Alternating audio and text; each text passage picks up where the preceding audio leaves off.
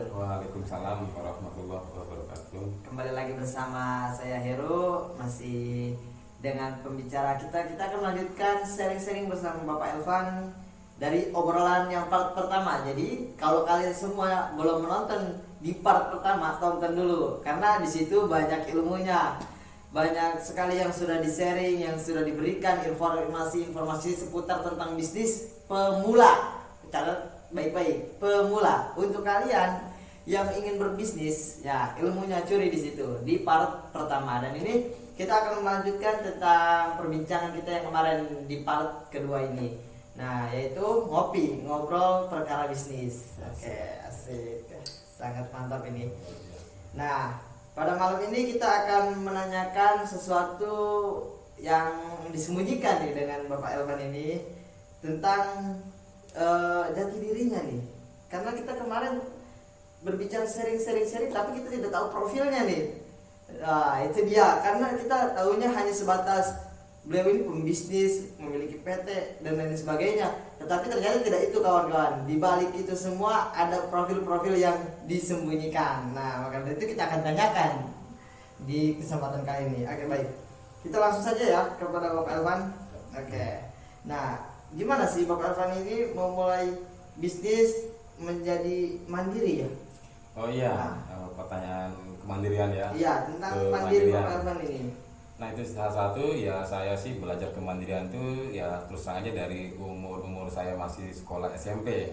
SMP itu ya saya pribadi sudah mandiri. Iya, betul. Kemandirian saya tuh saya bisa melihat dari sisi lingkungan, dari keluarga juga gitu. Terus terang aja ya saya umuran sekitaran ya antara 12 tahun saya sudah lepas dari keluarga. Saya sudah lepas dari keluarga, jadi saya terus terang aja sekolah SMP itu sampai SMA ya terus terang aja di yayasan lah kan gitu.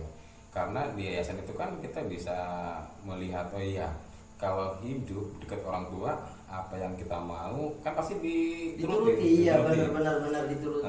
Jadi alhamdulillah orang tua saya menaruh saya di tempat seperti yayasan kayak pondok pesantren seperti itu. Jadi di situ itu motivasi buat saya alhamdulillah. Jadi kedepannya itu saya bisa melihat, oh iya ternyata hidup kemandirian itu seperti ini, jauh dari orang tua. Bukan berarti orang tua itu nggak sayang, justru orang tua itu ingin yang terbaik kepada anaknya, seperti itu. Oh, seperti itu. Berarti Bapak Elvan ini dari kecil sudah di yayasan ya Pak ya? Ya, saya sudah di yayasan tuh dari SMP kelas 1. Oh, SMP kelas 1 saya sudah di yayasan gitu. Nah, itu karena kenapa tuh Pak Bapak bisa ditaruh ke yayasan ini? Satu, tadi yang saya terangkan, orang tua saya pribadi naruh saya di yayasan seperti kayak pondok pesantren. Satu, mungkin orang tua saya ingin anaknya itu punya kayak ilmu agamanya, ada ilmu dunianya. Jadi kalau ilmu agamanya terus, dunianya nggak ada, itu kan nggak sinkron. Iya, nggak seimbang. Betul. Jadi peradaban dalam diri ternyata seperti ini. Oh iya, saya alhamdulillah ditaruh di pesantren. Jadi di situ saya kan kemandirian. Biasa kalau di rumah kan mau makan ada, mau makan ini ada, nggak punya uang tinggal minta. Nah kalau di pondok nggak bisa.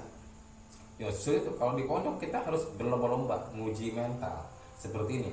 Kalau kita di pondok, kalau kita nggak mau belajar ngaji ya, belajar tata krama dan lain sebagainya, kita kan akan dijauhi. Iya, betul. Tapi saya punya istilahnya pikiran seperti ini. Jadi jauh dari orang tua, saya pribadi, tapi ada guru saya pernah ngomong, kalau kita bisa belajar kayak belajar nulis, belajar ngaji, semakin kita bisa ngaji, kita akan dicari orang. Seperti itu. Kadang-kadang kan dalam arti seperti ini, Mas Heru. Jadi hidup kemandirian itu sangat indah, tapi jarang orang yang mau. Jarang orang yang mau hidup kemandirian, apalagi zaman sekarang. Kamu ya anak mau ditaruh di pondok, kan jarang mau ditolak. Iya, betul. Kenapa? Karena lingkungan juga, kembali ke lingkungan.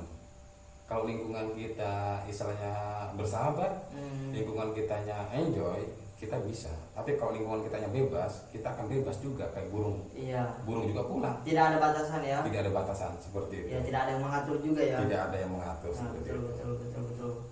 Oh, berarti Bapak Elvan ini di pondok ya, dari SMP kelas 1 Dari itu? SMP saya di pondok. Oh, betul.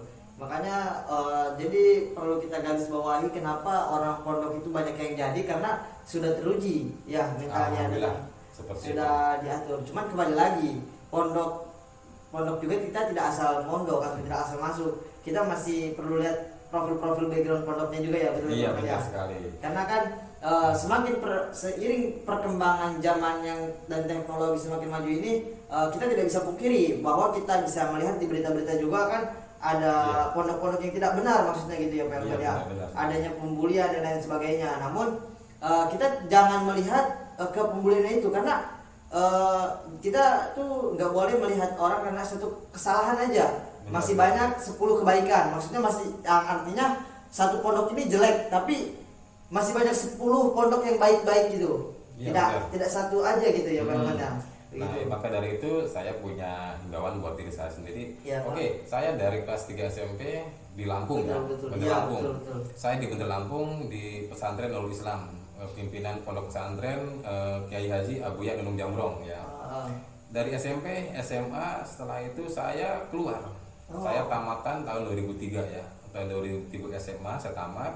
Saya langsung berkelana. Nah, berkelana itu saya langsung berawal ke Jakarta.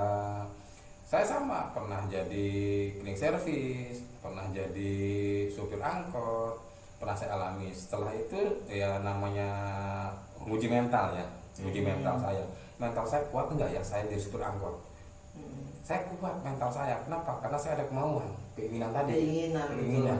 Saya catat dalam pikiran saya, tahun ini saya harus meningkat, tahun ini saya harus meningkat. Nah, seperti itu Mas Heru. Makanya saya kadang-kadang gini, bertemu teman saya nggak pernah bulu dia siapa dan dia siapa. Dia bagus saya temanin, dia tidak bagus tetap saya temani. Misalkan contohnya dia pemabuk, dia penjudi, tetap saya temani, tapi saya nggak ngikut aturan dia. Bagaimana caranya beliau